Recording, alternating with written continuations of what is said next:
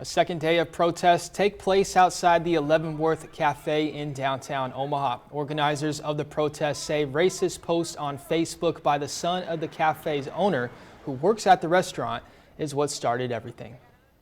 Good evening and thanks for joining us tonight at 10. I'm John Madden.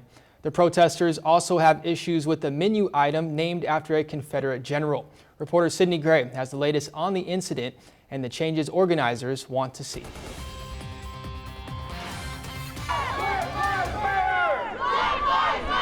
We're here to show them that we see them. We are outing racism. We're putting it in public.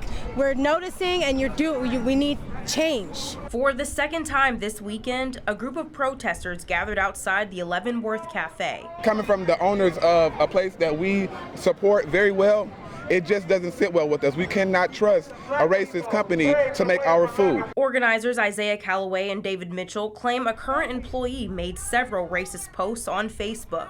The biggest issue we have is with the Facebook statements that was made by the owner, Tony III, saying,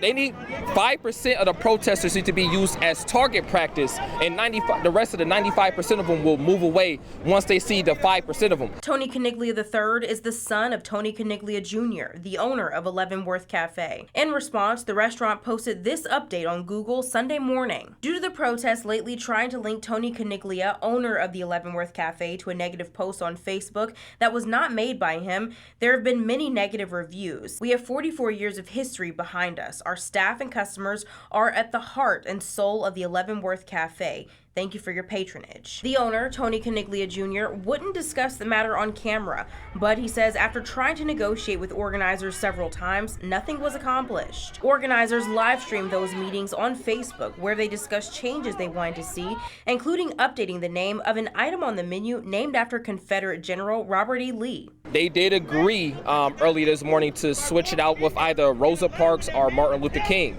They also did agree to make a public apology for the racist comments that they made on Facebook. Organizers also asked the owner to make a donation to the Malcolm X Foundation, but when we reached out to the foundation, they said they didn't want to be associated with that protest. But for those at the demonstration, the issue is larger than a Leavenworth Cafe. All lives cannot matter until Black lives matter. They really cannot. Right now, our Black families are important. They are dying. They're being murdered.